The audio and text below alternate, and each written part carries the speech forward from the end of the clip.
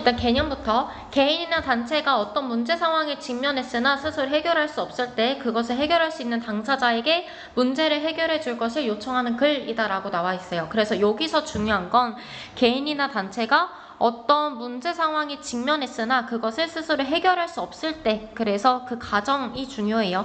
어떤 문제 상황에 직면했으나 어떤 문제 상황에 직면했으나 그것을 스스로 해결할 수 없을 때 그것을 해결할 수 있는 대상자에게 문제를 해결해 줄 것을 요청하는 글이라는 거. 그래서 이는 당면한 문제의 해결을 목적으로 한대요. 당면한 문제의 해결, 이거 무슨 말인지 이해가요? 지금 바로 직면한, 지금 이제 처해 있는 그 문제에 대해서 해결을 목적으로 한대요. 그래서 해결을 목적으로 하는 글 있잖아요. 그러면 내용 조직 방법이 어떤 방법으로 좀 구조가 되겠어요? 그치, 문제 해결 구조가 좀 자주 나온다라는 거. 그래서 해결을 목적으로 하고 있기 때문에 문제 해결 구조의 내용 조직이 좀 자주 나오는 편이에요. 그리고 이제 중요한 개념들이 나오는데 이거 하나하나씩 다 외워둬야지 좀 좋아요. 일단 첫 번째, 건의 대상자에게 문제가 무엇인지 정확하게 알리고 그 해결 방안을 제시를 해야 된대요. 특히 이 문제를 제시할 때는 이걸 빨리 해결하지 않으면은 좀 큰일 난다 라는 방식의 뭔가 시급성 같은 거. 그래서 여기서 문제 이제 제시할 때는 문제의 시급성 같은 거 제시하면은 조금 효과적이다 라는 것까지 볼 수 있어요. 문제의 시급성. 빨리 해결해야 된다. 해결은 해야 되지만 이걸 빨리, 최대한 빨리. 그리고 이제 문제의 정도가 심각하다. 심각성, 시급성 혹은 심각성 이런 것을 같이 제시를 해주면은 이제 건의 대상자에게 좀 더 건의, 설득을 좀 더 효율적으로 할 수 있다라는 얘기가 있죠. 그 다음에 이제 자신의 제시하는 해결 방안의 실현 가능성을 충분히 설명해야 되는 거. 그래서 실현 가능성도 중요해요. 그리고 이게 해결됐을 때 어떤 효과를 거둘 수 있는지 독자에게 이 효과도 이제 나타내야 돼요. 그럼 여기서 독자는 누가 될까요? 여기서 독자. 건의를 받은 사람. 그치, 건의 대상자가 되겠죠. 그래서 이거 좀 헷갈릴 수 있는데 조심해야 돼요. 독자에게 이득, 독자에게 나타나는 기대 효과.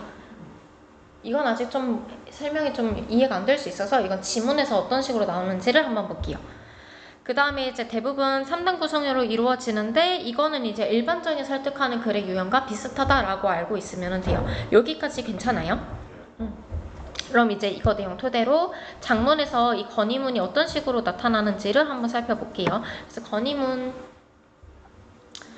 일단 시작 전에 보기부터 먼저 한번 볼 건데요. 보기의 이 요소 앞에 있었던 개념 다시 한번 떠올려 볼게요. 뭐뭐뭐뭐 들어가야 된다고 했었는지 기억나? 건의문에서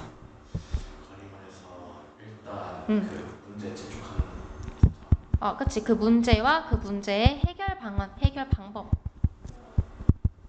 을 제시해야 된다라고 했어요. 그 다음에 그 독자에게 그 이득되는 거. 그치. 그래서 이제 독자에게 어떤 이득이 있는지 독자에게 기대 효과 그리고 해결 방법의 실현 가능성. 그래서 실현 가능성. 그래서 앞에 수특 교과서 개념 학습에서는 이 세 가지가 건의문의 전략으로 제시되어 있었고 그 중에서 이제 적용 학습에서는 이 기대 효과와 관련해서 전략들을 구체적으로 알려주고 있어요. 그래서 그 전략들을 한번 살펴볼게요. 일단 보기부터 건의문의 필자는 건의 수용의 기대 효과를 분명하게 밝혀야 된다. 그래서 기대 효과를 높이는 방법을 여러 가지 제시하고 있어요. 그래서 첫 번째, 건의가 필자 개인만이 아니라 다수를 위한 것임을 드러내면 물론 그리고 두 번째, 건의를 받는 독자의 이점을 제시하는 것. 그리고 한편 건의를 수용할 경우 우려되는 점이 있다는 독자의 반론이 있을 수 있는데 필자가 이를 예상하여 독자가 우려되는 점은 해결 가능하다 거나 아니면 우려되는 점보다 건의 수용의 기대 효과가 더 크다 이 점을 제시하는 것이 좋대요. 그래서 네 가지의 이제 전략을 설명하고 있어요. 기대 효과의 네 가지 전략 하나하나 다 기억날 것 같나요? 쉽진 않겠지만. 그치. 그렇죠. 특히 이거 독자가 우려하는 점에 해결 가능하다. 이거 우려되는 점 해결 가능하는 거랑 기대효가 충족하는 거 이렇게 또 설명했던 적이 있었어가지고 문제 기억나려나? 서술은 풀었던 것 중에 논설문에 이제 있었어요. 혹시 시간이 남으면 그것도 혹시 한 번 더 볼 수 있으면 같이 볼게요. 그러면은 이제 지문에서 그렇게 어떻게 구조되어 있는지를 볼게요. 일단 첫 번째, 존경하는 교장 선생님, 저는 누구누구입니다. 라면서 지금 누가 나와요? 그치, 교장 선생님이라는 건의 대상자가 나오죠. 건의 대상자.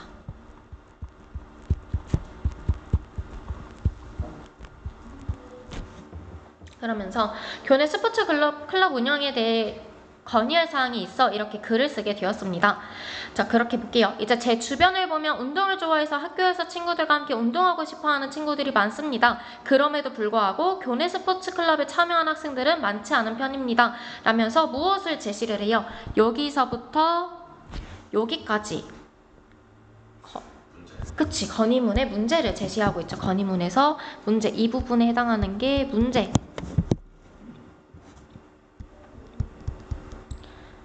그럼 뒷부분에서는 이 문제에 대한 이제 얘기가 나와지고 이거에 대한 이제 해결 방안을 제시를 하겠죠.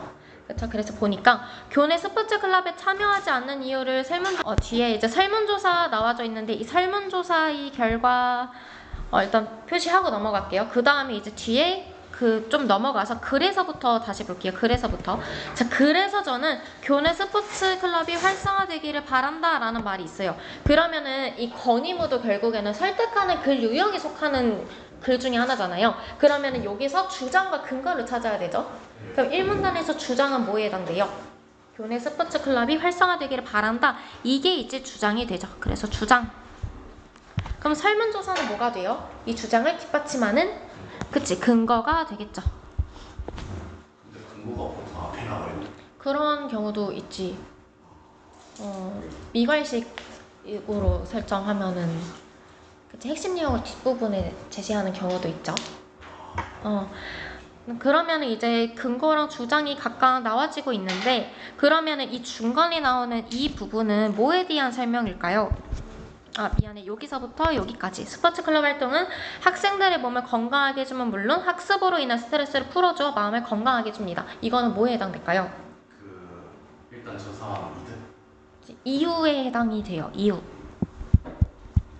우리가 논증 요소 중에 이제 나타나는 개념이 있었는데 이제 요소 중에 주장과 근거라고 하는 거는 우리가 이미 잘 알고 있죠. 근데 이 주장과 근거 사이에 논리성을 더 밀접하게 연결시켜주는 게 이유라고 하는 거라고 했었어요. 그래서 이유 같은 말로 전제라고 했었죠. 전제. 주장과 근거 사이의 논리적인 연결성을 더 밀접하게 만들어주는 요소를 전제라고 했어요. 그럼 한번 생각을 해볼까요? 주장이 교내 스포츠 클럽이 활성화되기를 바란다라는 건데 이거에 대해서 설문조사라는 근거를 가져왔어요. 근데 이 설문조사 내용은 스포츠 클럽에 참여하지 않은 이유에 대해서 제시한 거였잖아요. 그러면서 그 이유가 스포츠 클럽의 프로그램이 부족하고 활동 시간이 평일 방과 후로 한정되어 있어서 그래서 이제 교내 스포츠 클럽에 참여를 못한다가 이제 근거예요. 그러면 주장과 근거 사이에 뭔가 논리성이 떨어져 보일 수 있잖아요. 그래서 중간에 교내 스포츠 클럽이 활성화되어야 하는 그런 이유를 이제 제시를 해가지고 근거랑 관련성을 높여주는 거예요. 그래서 내신에서는 이 부분 있죠. 이 부분을 왜 제시했냐. 이유, 즉 같은 말로 전제라고 했었죠. 전제를 제시해가지고 주장과 근거 사이에 관련성을 높여주고 있다. 그래서 주장과 근거 사이에 관련성을 높여주고 있다. 이런 진술로 이 내용을 또 물어볼 수 있어요. 이유라고 하는 설명 방식이 있는 거. 어렵지 않죠? 나머지 내용들은. 이제 이 문단부터 내용이 조금 어려워지는데 한번 내용 볼게요. 일단 이제 해결 방안을 제시를 하고 있어요. 그래서 첫 번째로는 교내 스포츠 클럽의 프로그램을 더 늘려주셨으면 합니다. 그래서 현재 우리 학교 스포츠 클럽의 프로그램은 축구 하나뿐이다 하면서 학생들은 농구, 배구, 빈턴 여러 가지 다양한 프로그램을 원하고 있습니다. 그래서 학생들이 자신이 원하는 스포츠 클럽에 참여할 수 있도록 프로그램을 다양하게 구성해 주시길 부탁드립니다. 라면서 요구사항을 이제 제시하고 있어요. 요구사항. 그래서 요구사항 첫 번째는 뭐예요? 그러니까 건의사항 첫 번째. 프로그램의 다양성이겠죠. 프로그램의 다양화.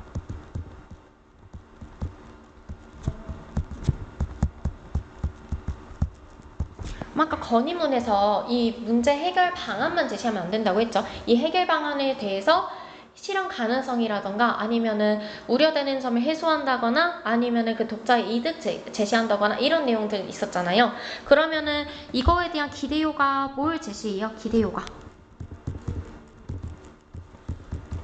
이 내용을 다시 제시하죠. 인근 이 학교의 경우 작년부터 스포츠 클럽의 프로그램을 다양화해서 좋은 성적을 나타내기도 했다 라면서 구체적인 사례를 언급해가지고 기대 효과를 제시하고 있어요.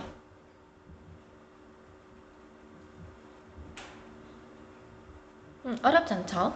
그럼 이제 둘째 한번 볼게요. 둘째, 교내 스포츠 클럽 활동 시간이 다양해졌으면 좋겠습니다 라면서 이제 건의사항 두 번째는 뭐에 대한 얘기였어요? 건의사항 두 번째는 활동 시간의 다양화였죠. 그래서 활동 시간의 다양화.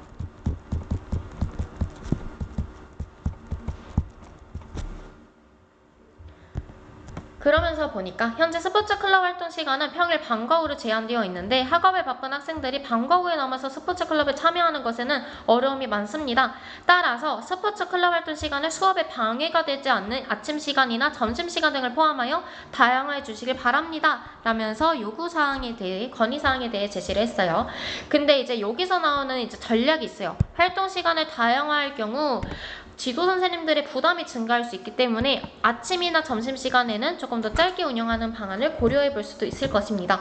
그럼 이 노란색으로 빛을 친 이 부분은 어떤 건의문의 전략에 해당이 될까요? 우리 아까 건의문의 전략에 이것들이 있었어요. 이 중에서 뭐에 해당이 될까요? 그 실현 가능성. 이거.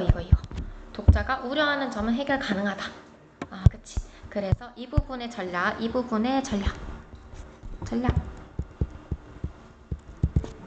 독자가 우려되는 점은 해결 가능하다.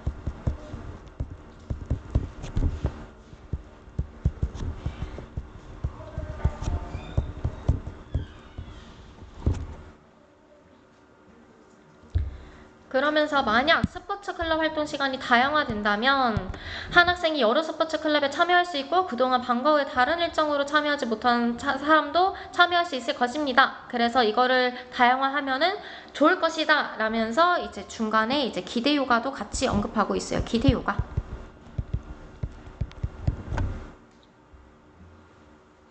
그래서 이 부분에서는 어떤 전략 사용되어 있는지 이 전략을 잘 알고 있으면 돼요.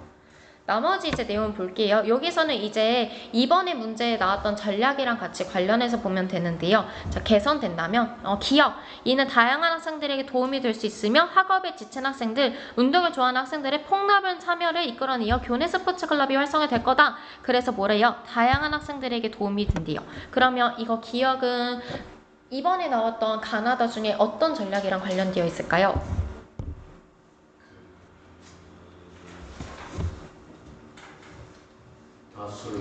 그치, 다수를 위한 것에 관련이 있겠죠. 그래서 기억은 가랑 관련되어 있다. 다수의 다수를 위한 것.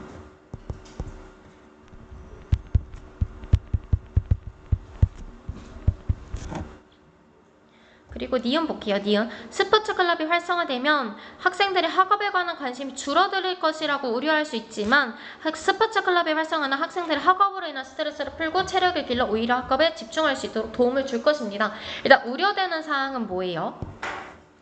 학업에 관한 관심이 줄어들 것이라고 하는 게 우려되는 사항이잖아요. 하지만 오히려 스트레스를 풀고 체력을 길러 오히려 학업에 집중할 수 있다. 그래가지고 우려되는 사항과 기대효과 이렇게 나와지고 있죠. 기대효과. 그래서 우려되는 사항보다 기대효과가 더 크다라고 지금 제시하고 있잖아요. 그러면 이거는 무슨 전략에 해당이 되겠어요? 니은은? 우려하는 점보다 거의 다요. 그치. 그래서 다에 해당이 되죠. 다.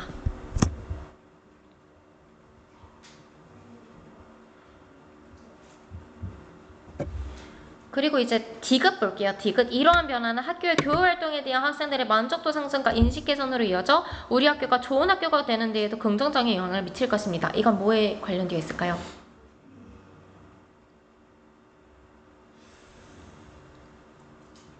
그치, 나.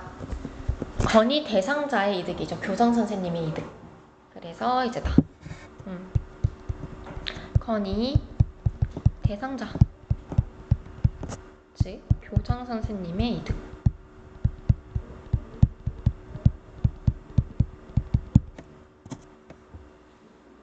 그래서 다음처럼 이제 지문 분석해봤고요. 뒤에 있는 문제들 한번 풀어볼까요? 문제풀이 한번 해볼게요. 이거 1번은 4번이랑 5번 헷갈릴 수 있는데 뒤에까지 읽어봐야 되죠. 다른 학교의 사례를 활용한 건 맞지만 이걸 토대로 문제 해결의 어려움을 강조한 건 아니잖아요. 사례 활용해서 뭘 강조했어요? 나의 해결 방안을 받아들였을 때의 기대 효과를 언급하고 있었던 거죠. 그래서 그게 이제 틀렸으니까 4번은 안 되고요. 5번이 답이 돼서 설문조사 결과 활용해서 문제 상황이 발생한 이유, 주장 이유, 근거 이렇게 묶어서 제시했던 인문단의 내용. 그래서 이건 5번. 그래서 이거는 끝까지 읽어봐야 된다. 그치? 읽어봤으면 맞았겠죠, 그쵸? 2번에서 넘어가서 얘는 이제 3번이 되죠. 얘는 이제 다들 맞췄어가지고 이거는 이제 그 요소만 잘 알고 있으면 되니까요. 뒤에 3번 넘어가서요. 3번 답은 일단 3번인데요. 이거 기대효과 강조하기 위해서 교회 스포츠 클럽 활성화에 기여한다 막 그런 내용은 제시되어 있지 않았어요. 그래가지고 해당하는 내용은 틀렸던 거. 특히 이제 3문단에서 한번 내용을 한번 볼 건데요. 3문단에서 한번 봐볼까요? 3문단에서 여기 두 번째 줄에 학업에 바쁜 학생들이 방과 후에 남아서 스포츠 클럽에 참여하는 것에는 어려움이 많습니다 라면서 방과 후에 남아서 스포츠 클럽 참여하는 것에 대해서 부정적으로 지금 평가를 하고 있었어요. 부정적. 이 부분 부정적으로 평가하고 있었어요.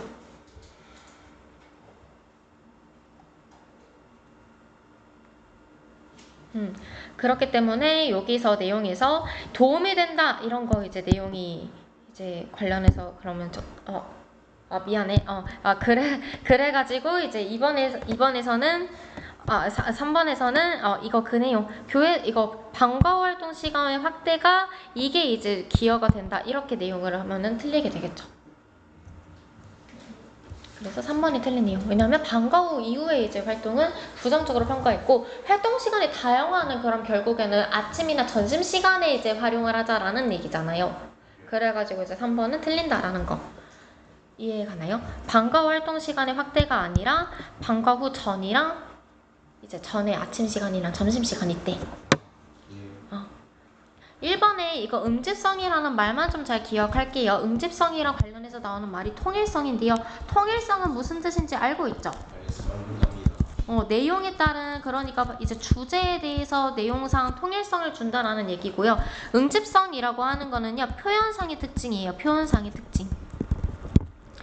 그래서 첫째, 둘째 이런 담화 표지 드러낸다거나 아니면 그러나 하지만 이런 정확한 그런 표현 같은 거 있잖아요. 그런 이제 담화 표지, 지시 표현 이런 것들 활용해서 문맥에서 이제 자연스럽게 표현을 나타내는 걸 응집성이라고 해요. 그래서 여기서는 이제 첫째, 둘째 해가지고 나타났었잖아요. 지금 여기서는 그런 표현이 그런 담화 표지가 없죠. 근데 앞부분에서는 첫째, 둘째 해가지고 그런 담화 표지 날려줘서 해결 방법을 2가지를 제시했구나. 이거를 눈에 딱 볼 수 있게 제시하고 있으니까. 그래서 표현상의 특징. 그래서 응집성이라는 말. 그래서 장문 1강의 2번의 그 개념이랑 그리고 3번이 나오는 이 응집성이라는 말만 여기서 잘 기억해 두면 돼요. 그럼 넘어가서 이번에는 이제 두 번째 지문 한번 볼게요. 이제 설명문 쓰기 지문이 있는데요. 여기서는 이제 내용의 문제를 잘 확인하면 돼요. 일단 계획하기 이제 문제에서부터 먼저 볼게요. 4번의 계획, 그리고 5번의 내용 수집 및 선정. 근데 여기서 중요한 거는 자료의 활용 방안이라고 나와요. 그러면은 이 5번 문제 풀 때는 앞부분의 지문에서 이 내용이 있었는지 그 내용일치 여부를 판단하는 게 아니라 이 자료가 여기 뒤에 나와 있는 이 보기의 자료들이랑 어떤 관련성이 있어서 더 어떻게 설명이 될 수 있는지. 그래서 이 자료의 활용 방안 문제 풀 때는 문단별 중심 내용을 확인해야 돼요.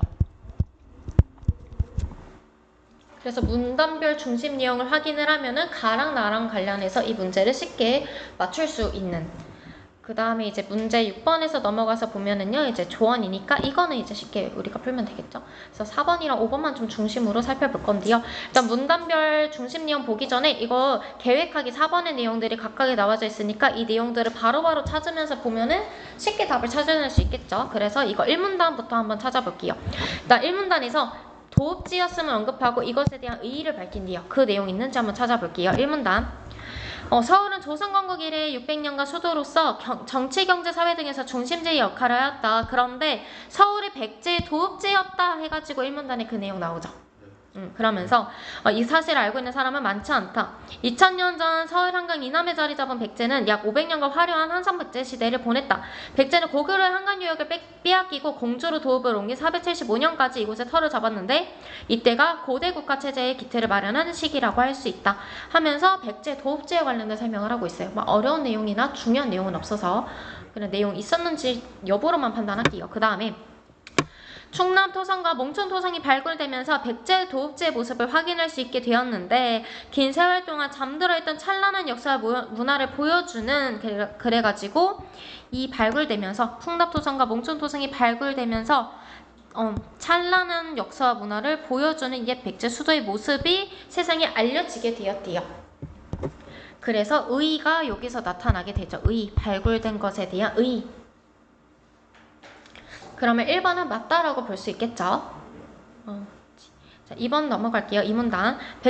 이 문단에서는 이런 내용을 찾아야 되는데요. 발굴된 계기, 그리고 풍납 토성의 동벽 형태가 다른 곳과 온전히 남아있는 그 이유, 온전히 남아있는데 그 이유를 찾아내야 된대요. 그 다음에 건축 방법, 이 세 가지의 요소가 나오는지를 찾아볼까요? 이 문단에서. 그래서 보니까 이 문단, 백제 초기 왕섬이 풍납 토성은 이제 풍납 토성에 대해서 얘기를 해요. 왜냐하면 앞부분에서 백제 도읍지에서 풍납 토성과 몽촌 토성이 발굴되었대요. 그래서 이거를 각각의 이 문단에서 풍납 토성, 3문단에서 몽촌 토성 각각에 대해서 나눠서 설명을 해주고 있어요. 그래서 이 문단에 풍납 토성 보니까 한강을 따라 서해로 진출하기 좋은 위치이다 보니 이 일대는 국가적으로 중요한 요충지였다. 그래서 풍납 토성의 특징이 지금 제시되어 있어요. 첫 번째, 비옥한 평야에 자리를 잡았다. 특징 첫 번째. 그리고 두 번째 특징, 위치가 좋다 보니 중요한 요충지로 작용을 했다. 위치가 좋아서 국가적으로 중요한 요충지였다. 그리고 세 번째, 풍납 토성은 백제 유적 가운데가 규모가 가장 큰 토성이다. 규모가 가장 큰 토성이다. 그래서 세 가지 특징을 살펴볼 수 있네요. 이거 왼쪽에다가 한번 정리해볼까요? 풍납 토성의 세 가지 특징. 첫 번째, 비옥한 평화. 그리고 두 번째, 요충지. 그리고 세 번째, 규모가 가장 크다. 세 가지의 특성을 그래서 설명해주고 있었어요. 특징. 이런 건 내용일지로 나올 수 있는데 나중에 이 지문 처음부터 다시 읽으면 오래 걸리잖아요. 그래서 왼쪽에 있는 정리된 걸로 이제 한 번에 읽어보면 쉽게 확인할 수 있으니까 정리도 해요. 자, 이제 뒤에 나오는 거. 자, 1925년 대용수 때 토성지하에 있던 수많은 유물들이 드러나면서 그 존재가 알려졌대요. 그러면은 이거 맞다라고 볼 수 있어요. 이거. 계기. 그치? 계기. 그래서 대용수 때 나타났다. 계기 나와지고 있죠. 계기. 그러면서 동벽의 토성 형태는 비교적 온전히 남아있다. 온전히 남아있다는 나와요. 근데 그 이유가 제시되어 있는지를 볼까요? 근데 이유 없죠. 그래서 이거 4번의 답이 몇 번이 돼요? 2번이 답이 되죠. 이유가 제시되어 있지 않아서. 그 다음에 이제 건축 방법 나와줘야 되는데 한번 볼게요. 일단은 토성화 흙더미에서는 뭐가 발견되었냐? 이런 것들이 발견이 되었대요. 작은 솥을 비롯해 금과 같은 수막새 이런 것들이 발견이 되었대요. 자, 그러면서 풍납토성을 짓는데 100만 명 이상이 동원되었는데 이것은 백제가 강력한 지배체제와 우수한 토목 기술을 갖추었음을 보여준다. 그래가지고 풍납토성이 만드는 방법이 여기 뒷부분에 나와요. 그래서 건축 방법 이 부분. 이 부분이 건축 방법.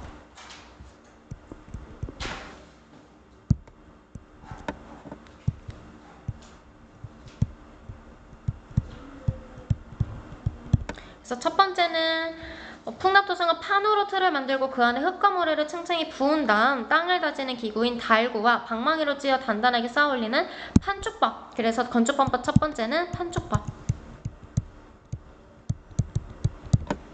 그리고 나뭇잎, 나뭇가지 등을 깔아 집안을 다지는 부엽법. 그래서 두 번째는 부엽법. 그래서 풍납토성은 백제 초기의 모습을 엿볼 수 있는 중요한 유적으로 보건 및 발굴 조사가 지속적으로 이어지고 있다 해가지고 풍납토성의 의의까지 같이 밝혀주고 있어요. 백제 초기의 모습을 살펴볼 수 있다. 그래서 이 문단에서는 풍납토성의 특징과 풍납토성에서 발견된 유물, 그리고 풍납토성이 발견된 계기, 그리고 건축 방법 두 가지, 그리고 풍납토성의 의의, 이렇게를 설명하고 있죠. 이것도 왼쪽에다 같이 써줄까요? 그러면은 이제 풍납토성의 특징 있었고, 그 다음에 계기, 풍납토성이 발굴된 계기.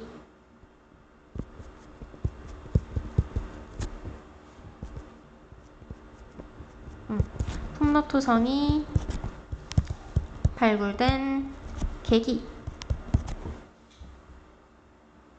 그리고 풍납토성이 발굴되면서 발견됐던 유물 발견됐대요. 작은 솥을 비롯해서 그치, 금가락지, 수막새. 잠깐만.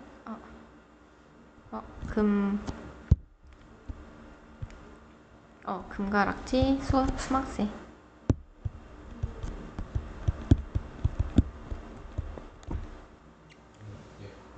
네, 그리고 마지막에 이 풍납토성의 의의까지. 그래서 특징, 계기, 유물, 건축 방법, 의의, 이렇게 5가지를 설명하고 있죠. 내신에서는 어떻게 나오는지 알아? 내용일치 문제로? 여기서 청동으로 만든 작은 솥 이렇게 나오잖아요. 내신에서는 금으로 만든 작은 솥 이런 식으로 물어봐요. 그러니까 지문에서 진짜 꼼꼼히 찾아야지 된다라는 거. 내신은 정말 상상 이상으로 문제가 나오니까요. 진짜 그렇게 치졸하게 내니까. 자, 이제는 몽천토성 한번 볼까요? 몽천토성 3문단에서는 이런 내용 나와야 된대요. 외부의 침입을 막기 위한 장치가 있는지, 외부의 침입을 막기 위한 장치 있는지, 그리고 거기서 발견된 유물들. 그래서 그 내용을 한번 살펴볼게요. 그래서 몽천토성은 한강 지류의 자연지형을 이용하여 진흙을 쌓아 성벽을 만들었대요. 그래서 몽천토성의 건축 방법도 같이 나오고 있죠. 몽천토성의 건축 방법.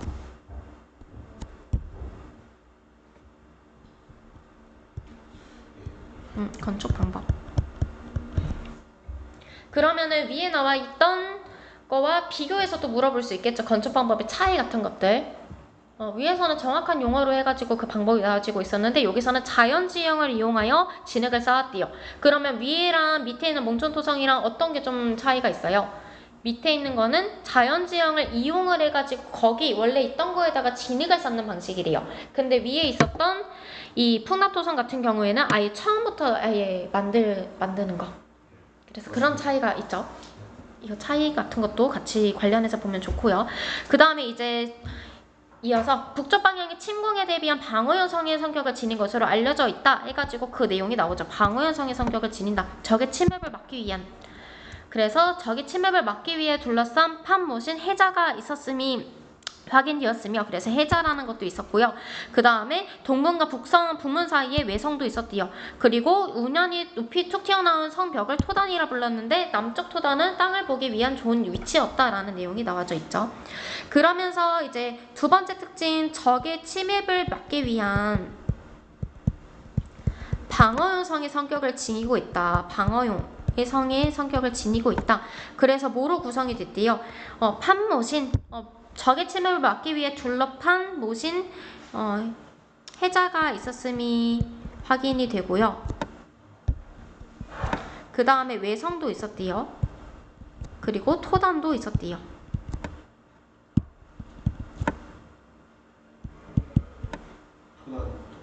토단. 특히 남쪽 토단이 망을 보기 좋은 위치였다. 내신에서 북쪽 토단 이렇게 물어보니까 잘 찾아야지 돼요.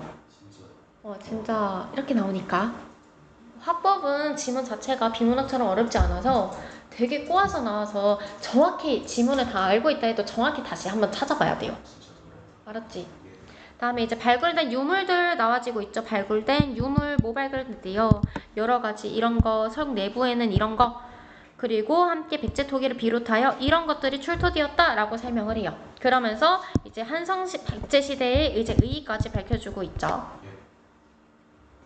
다시 한번 정리해 볼게요. 네. 일단 그래서 성 내부에서 이런 게 이제 이거와 함께 이런 것들이 발견이 되었다라고 나와져 있어요.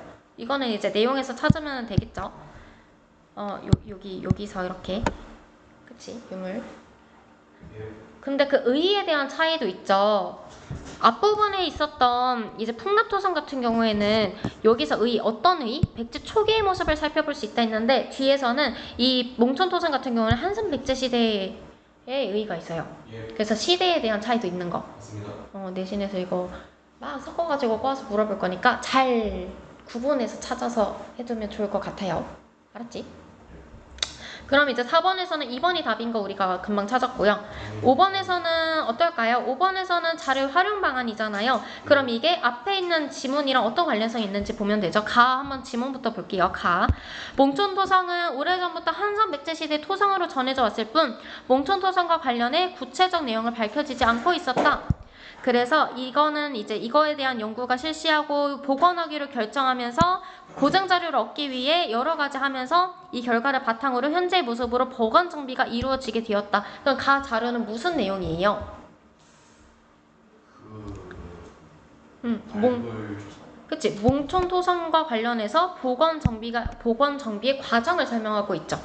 그래서 가 읽으면서 가는 몽촌토성의 복원 정비에 대해서 그 과정에 대해서 설명하고 있구나. 과정. 그래서 1980년대부터 이렇게 해가지고 이때까지 5차에 걸쳐서 발굴조사 실시하면서 그 결과를 바탕으로 복원 정비 이루어졌다. 그래서 그 과정을 설명하고 있는 내용이었어요. 그럼 이거랑 관련해서 이거 1, 2, 3번 중에서 답 있는지 한번 살펴볼게요. 그러면은 이제 5번에 1번부터 한번 볼까요? 5번에 1번부터 보니까 몽촌토성과 같은 백제 여러 토성을 복원해야 하는 이유라고 나와져 있는데 이거 적절할까요?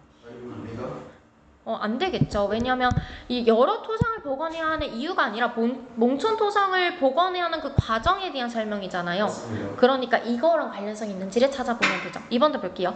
무분별한 개발로 몽촌토성의 복원 정비가 늦어지게 되었다를 산문단에서 부각해야겠어. 그럼 산문단에 복원 정비가 늦어지게 되었는지 그런 이유가 그런 게 언급이 되었었는지를 찾아보야겠죠. 그래서 산문단에 그런 내용 없었죠. 네. 산문단에는 오히려 무슨 내용이 있었어요? 그냥 발굴된 계기만 언급되고 있었지 개발이 늦어지게 된 그런 내용은 아예 없었어요. 그래서 가랑 관련해서 이거를 부각할 수 없겠죠. 맞습니다. 만약에 부각을 하려면 산문단에서 그 내용을 언급을 해야 되니까. 맞습니다. 그치? 네. 활용 방안이니까 언급이 되어져 있으면 부각을 할 수 있죠. 지금 언급조차 안 되어 있으니까 3번 볼까요? 3번 몽촌토성이 어떤 과정을 거쳐 복원 정비되었는지에 대한 내용을 산문단에 추가해야겠어. 이건 어때요? 잠시만요. 추가라고 하는 게 뭔지 한번 생각해볼까? 추가는 뭐예요? 아예 없었던 내용을 새롭게 추가하는 거잖아요. 그러면은 이게 몽촌토성과 관련한 얘긴지만 보면 되죠. 그러면은 산문단에서 그 내용 어때요? 몽촌토성과 관련해서 그 내용이다라고 추가할 수 있겠죠. 네. 아예 없던 내용을 추가하는 거니까 그런 3번이 적절하게 되겠죠. 맞습니다. 그래서 활용 방안에서 이제 문제 풀 때에는 부각이라고 하면은 언급이 되어져 있어야 되고 추가라고 하면은 그것에 대한 중심 소재인지만 확인하면 돼요. 몽촌토성이라는 중심 소재 같으니까 3번은 된다라는 거. 그럼 이제 나는 이제 4, 5번은 틀릴 텐데 이것도 왜 답인 아닌지 이거 한번 구체적으로 살펴볼게요. 일단 내용에서 보니까 풍납토성과 관련해서 얘기를 하고 있고요. 이거랑 관련해서 목조 유물이 발견이 되었대요. 그래서 목조 유물이 발견된 것은 국내에서는 처음으로 목조 유물의 높이는 다음처럼 나타나고 여러 가지로 이제 짜여져 있었다. 그래서 이게 성 밖에서 발견되었다. 우물이 성 밖에서 발견되었다는 것은 당시 풍납토성의 성 안에는 물론 성 밖에도 많은 인구가 살았음을 보여준대요. 그래서 풍납토성 주변의 지질은 뻘층을 이루고 있는데 우물이 이러한 지질에서 잘 견딜 수 있도록 목재가 사용된 것으로 보인다. 그럼 이거 무슨 내용인지 좀 이해가 가요? 나의 자료? 그치? 풍납토성과 관련해서 목조 유물이 발견되었대요. 목조 유물이 근데 발견되었다는 게 성 밖에서 발견되었다는 것은 이런 것을 설명해 준대요. 그럼 목조 유물을 사용된 것은 이런 지질에 잘 견딜 수 있도록 목재가 사용된 것이잖아요. 그러면서 뒤에까지 다 볼게요. 나무의 종류는 이런 나무인데 이것은 이런 잘 견디는 특징을 가지고 있다. 그래서 목재와 목재의 이음새는 진흙을 발라 이물질의 침투를 막은 것으로 발견되어 있다. 그래가지고 백제의 목조 유물은 여기가 핵심적인 내용이죠. 백제의 목조 유물은 풍납토성 주변까지 번성했던 백제의 모습과 백제인의 지혜를 엿볼 수 있는 자료이다. 목조 유물은 어떤 의의가 있어요? 건축 방법과 관련해서 건축을 잘 짓게 해주는 그런 좋은 재료였다라는 특징이 있죠. 그럼 나에서 이제 중심 소재 같은 경우에서는 어떤 내용이 되어져야 돼요? 나는 그러면은 나의 자료는 어떤 내용이에요? 백제 그 목조 그치. 그래서 얘는 백제 목조 유물, 백제 목조 유물에 유물이에요, 어묵이에요? 목조 우물 미안해. 우물 백제 우물 발굴의 의미와 가치 이런 게 이제 중심 내용이 되죠.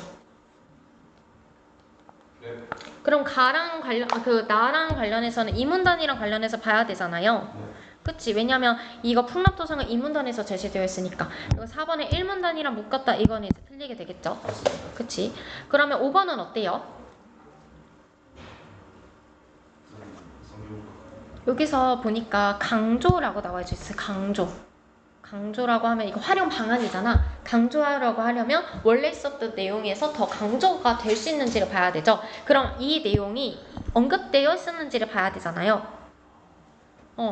이제 풍납토성의 성격 이런 거와 관련해서 이런 거랑 관련된 의의가 이 문단에서 언급되어 있었어요. 풍납토성보다는 목조물에 대한 그치? 풍납토성에서는 그런 백제 초기의 모습을 엿볼 수 있다라는 그런 의의만 발견되어 있었잖아요. 네. 그래서 이거와 관련된 의의는 제시되어 있지 않아요. 그렇습니다. 성격은. 그래서 얘는 답이 될 수 없죠. 그렇습니다. 그래서 다시 한번 정리하면 부각, 강조. 그래서 자료의 활용 방안으로 이런 이제 설명이 나와져 있으면 이게 지문에서 언급이 되어져 있어야지 돼요. 그리고 추가라고 하고 있으면은 그냥 없었던 내용이 새롭게 나오면 되죠. 그래서 이 점 좀 고려하면 되고요. 소재 같은 것들 확인하는 거. 그치? 왜냐면 얘는 봉천토성은 3문단, 풍납토성 2문단의 내용이니까 이 소재들 문단이랑 일치하는지 이거 확인하면 돼요. 그렇죠? 그러면 6번은 몇 번이 답이 될까요? 이건 바로 풀어볼까요? 그치? 얘는 5번이 답인데 왜냐면 두 가지 찾아야지 되잖아요. 의의랑 노력. 그러네. 두 가지 찾아야 되니까. 그래서 5번. 보지도 않고